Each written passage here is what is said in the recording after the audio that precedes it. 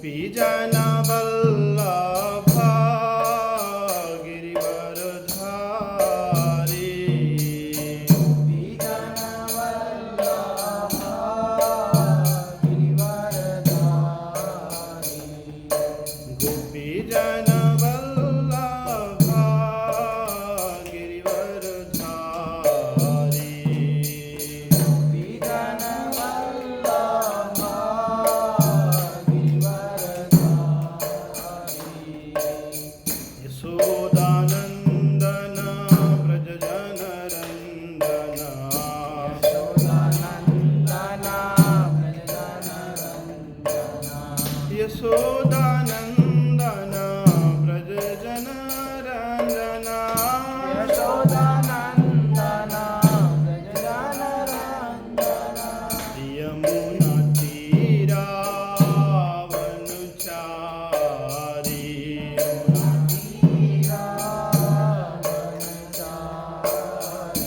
जय राधा माधवा कुंज बिहारी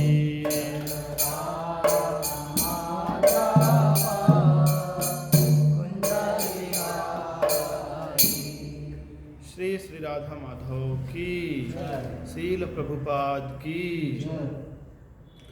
ओम अज्ञानतिमिरान्धस्य ज्ञानञ्जनशलाकया चक्षुरुन्मिलितं येन तस्मै श्रीगुरवे नमः वंशाकल्पतरुभ्यश्च कृपा सिन्धुभ्य एव च पतितानां पावनेभ्यो वैष्णवेभ्यो नमो नमः श्रीकृष्ण चैतन्य प्रभु नित्यानंद श्री अद्वैत गदाधर श्रीवासादि गौर भक्त वृंद हरे कृष्णा कृष्णा कृष्णा हरे हरे हरे राम राम राम हरे हरे।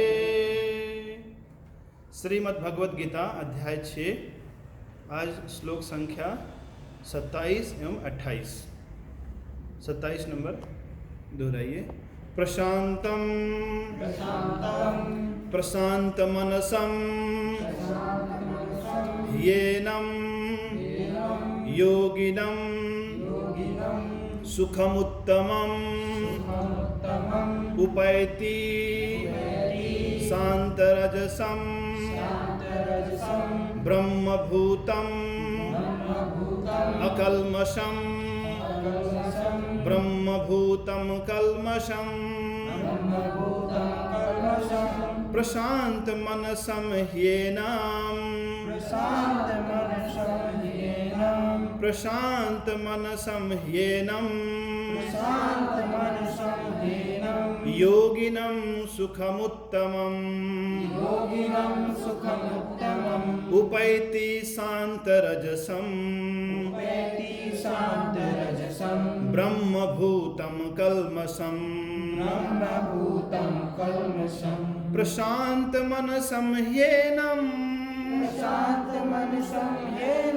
योगिनं सुखमुत्तमम् उपैति शान्तरजसम् ब्रह्मभूतं कल्मषम्। भगवान ने पिछले श्लोक में कहा हमें अपने मन को बस में करना चाहिए। यतो यतो निश्चरति मनश्चंचलम अस्थिरम ततस्ततो नियमेतत् आत्मन्यम बसम नयेत। तो कोई पूछे कि मन को बस में करने से मिलेगा क्या? तो भगवान इस श्लोक में कहते हैं प्रशांत मनसम। प्रशांत यानी प्रकृष्ट रूपेण शांत, एक गहरी शांति। ये शब्द भी इतना सुंदर है, ये बोलने से शांति मिलती है। प्रशांत, शांत, ये शब्द का अपना एक प्रभाव है। प्रशांत मनसम ह्येनम योगिनम सुखम उत्तमम। जब हमारा मन हमारे बस में होता है, जब मन प्रकृष्ट रूपेण शांत होता है, उस समय एक उत्तम सुख की अनुभूति होती है। भगवान ने कहा भी है पहले, अशांतस्य कुतः सुखम। जिसका मन अशांत है उसके जीवन में सुख कहाँ? तो सुख की शुरुआत होती है शांति से। उपैति शांत रजसम, उपैति यानी कि सुख उत्तमम उपैति, यानी जब किसी योगी का मन शांत हो जाता है तो वह उत्तम सुख, टॉप मोस्ट हैप्पीनेस उपैति यानी प्राप्त करता है। शांत रजसम, रजसम यानी कि रजोगुण उसका शांत हो जाता है या रजोगुण धीरे धीरे उसका कम हो जाता है। ब्रह्म भूतम अकल्मषम, ये दो शब्दों का एक मेल है, तो एक साथ जब पढ़ेंगे तो ब्रह्म भूतम कल्मषम, लेकिन यदि तोड़ेंगे इसे तो ब्रह्म भूतम अकल्मषम।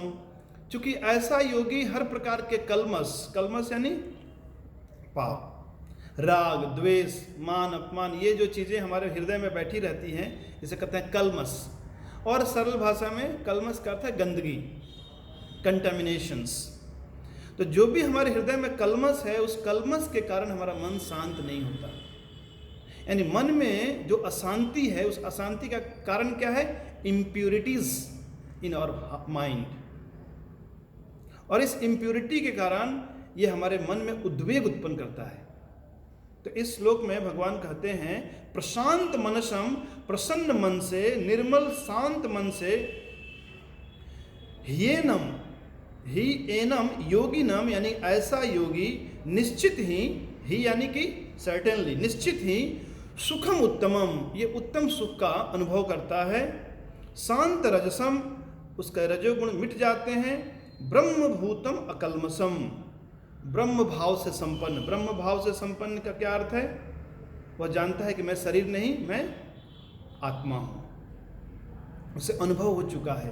अकल्मषम, राग द्वेष मिट चुके हैं, हर प्रकार के पापों से मुक्त हो चुका है। यही कारण है कि उसने अपने जीवन में उत्तम सुख का अनुभव किया है। यानी इस स्थिति को पाने के बाद एक ऐसे पुरुष को सुखों के लिए दौड़ना नहीं होता, बल्कि सुख उसकी ओर दौड़ते हैं। Means he has do not run after happiness, happiness will run after him, because उसके मन स्थिति ऐसी बन गई है क्योंकि जहाँ बैठेगा वहाँ शांति के झरने फूट पड़ेंगे, आनंद की वृष्टि होने लगेगी, क्योंकि उसका स्वभाव बन चुका है। अभी हमारा सुख स्वभाव नहीं है, अभी हमारा स्वभाव क्या? दुख। यानी अधिक समय हम दुखी रहते हैं, कभी कभी हमें सुख मिलता है। भगवान अगले श्लोक में इसकी चर्चा और करेंगे, मेरे पीछे दोहराइए। जुञ्जनेवं सदात्मानं योगी विगत कल्मष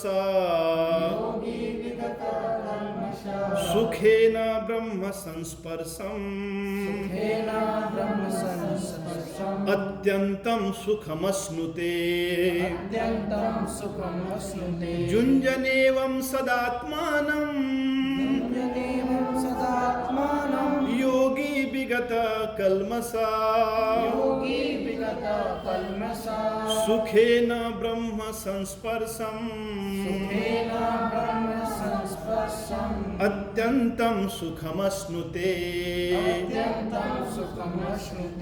जुञ्जन एवं, जुञ्जन कहते हैं योगाभ्यास करने को, यानी इस प्रकार योगाभ्यास करते करते सदा आत्मनम, सदा यानी कि सदैव, हमेशा, आत्मनम यानी मन को इस प्रकार से हमेशा योगाभ्यास में लगाने से विगत कल्मषा, विगत यानी विशेष रूपेण गत, गत मीन्स चला गया, जो भी कल्मष थे वो सब कल्मष मिट गए। तो क्या हुआ? सुखेन, सुखपूर्वक, बिना किसी अतिरिक्त प्रयास के, कहते ना वह व्यक्ति यह कार्य सुखपूर्वक संपन्न किया, यानी कि उसे परिश्रम नहीं हुआ। जैसे श्री कृष्ण ने गोवर्धन पर्वत उठाया, कैसे? सुखपूर्वक, बहुत ही एफर्टलेसली। तो वैसे ही ऐसा योगी सुखेन ब्रह्म संस्पर्शम, ब्रह्म के साथ, परम सत्य के साथ, भगवान के साथ, परमात्मा के साथ उनका स्पर्श हो जाता है। यानी ऐसे योगी का कांटेक्ट सीधे भगवान से होता है। तो क्या होता है उसके पास? अत्यंतम सुखम अश्नुते, एक अत्यंत, अत्यंतिक, अल्टीमेट हैप्पीनेस। अश्नुते का अर्थ होता है खाता है, अस्नामी, अश्नुते यानी कि अनुभव करता है। यानी ऐसा योगी जिसने अपने मन को आत्मा में स्थित किया है, हमेशा अपने मन से योगाभ्यास में लगा हुआ है, जिसके समस्त प्रकार के कल्मष मिट चुके हैं, एक प्रकार से अनायास ही, बिना किसी अतिरिक्त प्रयास के ब्रह्म के साथ उसका संबंध यानी भगवान के साथ उसका संबंध स्थापित हो जाता है और एक दिव्य अलौकिक अवर्णनीय सुख का अनुभव करता है। तो अपनी चेतना को भगवान से जोड़ना, यही तो योग है। भगवान ने 5वें अध्याय के 21वें श्लोक में क्या कहा था? जेहि संस्पर्शजा भोगा। वहां भी संस्पर्श था। कैसा संस्पर्श था? भौतिक संस्पर्श। यहां ब्रह्म संस्पर्श है। जब कोई व्यक्ति अपनी चेतना को भगवान से जोड़ लेता है तो उसे एक प्रकार के सुख की अनुभूति होती है। यह सुख क्या है? Spiritual happiness. और संसार में जब हम अपनी चेतना को किसी व्यक्ति से, किसी वस्तु से यानी किसी पदार्थ से जोड़ते हैं तो उसके प्रति एक प्रकार की आसक्ति उत्पन्न होती है। तो भगवान कहते हैं कि ऐसे भौतिक सुखों से दुख उत्पन्न होते हैं। जेहि संस्पर्शजा भोगा दुख जोनेवयवते। लेकिन ब्रह्म संस्पर्श के साथ दुख उत्पन्न नहीं होता। ये अत्यांतिक सुख की अनुभूति होती है। संसार में सुख 4 प्रकार के होते हैं। सबसे जो नीचे कैटेगरी का सुख है उसे कहते हैं तामसिक सुख। भगवान उद्धव को श्रीमद् भागवतम के 11वें स्कंद में बताते हैं। मेरे पीछे इस श्लोक को दोहराइए। सात्विकम सुखम आत्मोत्थम। सात्विकम सुखम आत्मोत्थम। विषयोत्थम तु राजसम। विषयोत्थम तु राजसम। तामसम मोहदैन्योत्थम। तामसम मोहदैन्योत्थम। निर्गुणम मद अपाश्रयम। निर्गुणम मद अपाश्रयम। 4 सुखों का, 4 प्रकार के सुखों का वर्णन करते हुए भगवान कहते हैं जो तामसिक प्रवृत्ति के लोग हैं उनका जीवन में सुख क्या है? मोहाद, केवल मोह में सुखी रहते हैं। यानी हर प्रकार का नशा करते हैं, निद्रा, आलस्य, प्रमाद, बस इसमें ही सुखी रहते हैं। लेकिन जो राजसिक लोग हैं विषयोत्थम, अनेक प्रकार के विषय वासनाओं में लगे रहते हैं। जितना धन है उससे कभी सुखी नहीं होते, हमेशा धन को बढ़ाने में लगे हुए हैं, घर की आकृति को बढ़ाने में लगे हुए हैं, अपनी कार बदलने में लगे हुए हैं। पहले से उनके पास 100 वस्त्र हैं पर सोचते हैं ये वाली नई लेटेस्ट फैशन का वस्त्र आया है, जब तक इसे ना पालूं मेरा जीवन में कोई सुख नहीं। यानी राजसिक व्यक्ति अपने लोभ को पूरा करके, अपने काम वासनाओं को पूरा करके इस प्रकार से विषयों में ही सुखों की तलाश करता है। इससे श्रेष्ठ क्या है? सात्विक सुख। सात्विक सुखम आत्मोत्थम। सात्विक सुख आत्मा द्वारा अनुभव किया जाता है। इसमें करुणा, प्रेम, परोपकार की भावना, सेवा की भावना, ज्ञान, इस प्रकार से व्यक्ति एक प्रकार के सुख का अनुभव करता है। लेकिन इससे भी परे एक सुख है निर्गुणम। भगवान कहते हैं ट्रांसेंडेंटल, ये ब्रह्म संस्पर्शम सुख है। निर्गुणम मद अपाश्रयम। मद भगवान कहते हैं अपने बारे में, जब कोई जीवात्मा भगवान की शरणागति स्वीकार करता है, अपनी चेतना को भगवान के प्रति जोड़ देता है, तो एक प्रकार से सुख का संबंध स्थापित होता है। क्योंकि श्री कृष्ण कौन है? श्री कृष्ण संपूर्ण रसों के आगार हैं, रिजर्वायर ऑफ ऑल प्लेजर। तो यदि किसी व्यक्ति को आनंद चाहिए तो उसे भगवान से अपने संपर्क को स्थापित करने चाहिए। लेकिन सामान्यतः लोग तमोगुणी और रजोगुणी होने के कारण उनकी चेतना केवल इसी संसार में सुखी होने की लगी होती है। तो उनके जीवन में सुख क्या है? निद्रा सुख है, और मांसाहार करना सुख है, या किसी प्रकार के नशीले पदार्थ का सेवन करना सुख है, और दूसरे प्रकार के जो वासनाएं हैं, तृष्णाएं हैं, इनको पूरा करना ही सुख है उनके जीवन में। कोई उनके पास धारणा ही नहीं कि इससे भी कोई श्रेष्ठ स्तर का सुख है। और थोड़े बहुत बुद्धिमान लोग हैं भी तो वे अधिक से अधिक मानसिक स्तर पे सुखी होने का प्रयास करते हैं। जैसे कवि हैं और वैज्ञानिक हैं, कोई दार्शनिक है, उसके जीवन में भी एक प्रकार की शांति है, पर यह अत्यांतिक शांति नहीं है। भगवान यहाँ अत्यांतिक शांति की बात करते हैं, ब्रह्म संस्पर्शन की बात करते हैं। यह आध्यात्मिक स्थिति है, ये सबसे चेतना की ऊंची अवस्था है। तो हर व्यक्ति अपनी चेतना के मात्रा अनुसार इस सुख की खोज करता है। जैसे छोटा बच्चा है, उसके जीवन में क्या खुश है? सुख है, बस खेलना कूदना, बस कोई मिठाई मिल गया, एक खिलौना मिल गया, और उसी में सुखी हैं। आपस में लड़ते रहते हैं, बड़े लोग देखकर हंसते हैं उनको, क्या कर रहे हैं बच्चे। लेकिन वो बच्चों के लिए बहुत गंभीर विषय है वो। लेकिन जो थोड़े से उनसे विकसित लोग हैं, तो तमोगुणी लोग हैं, वो दारू पीकर ऐसे लेटे रहते हैं, लोग हंसते हैं कि देखो ये ड्रेन में पड़ा हुआ है और अपने आप को सुखी मानता है, लेकिन उसके लिए वो सुखी है। वैसे कोई व्यक्ति पैसा कमाने में दिन रात लगा हुआ है, 10 घंटे 12 घंटे 14 घंटे परिश्रम करता है, तो सामान्य लोग को लगता है इतना परिश्रम क्यों कर रहा है, पर उसको एक सुख मिल रहा है, वो राजसिक सुख में है। और कोई है जो साहित्य लेखन में लगा हुआ है, किसी प्रकार के शोध में लगा हुआ है, कोई चित्रकारी करने में लगा हुआ है, उसको क्या सुख मिल रहा है, एक सात्विक सुख मिल रहा है। और कोई है योगी मुनि तपस्वी, 64 माला करने में लगा हुआ है, ध्यान में लगा हुआ है, शास्त्रों के अध्ययन में लगा हुआ है, भगवान की सेवा में लगा हुआ है, उससे सबसे उच्चतर रस का आस्वादन होता है। लेकिन ऐसे उच्चतर रस का आस्वादन करने के लिए हमें अपने हृदय को निर्मल बनाना होगा, क्योंकि जब तक इम्प्यूरिटीज रहेगी हमारे हृदय में तो हम रेलिस नहीं कर पाएंगे। यानी जब तक हमारे हृदय में अशुद्धियां हैं तब तक इस उन्नत उज्ज्वल रस का हम अनुभव नहीं कर पाएंगे। और ऐसे अशुद्धियों को मिटाने का सबसे प्रभावशाली तरीका है भगवान नाम का जप करना। हरे कृष्ण कृष्ण कृष्ण हरे हरे, हरे राम राम राम हरे हरे।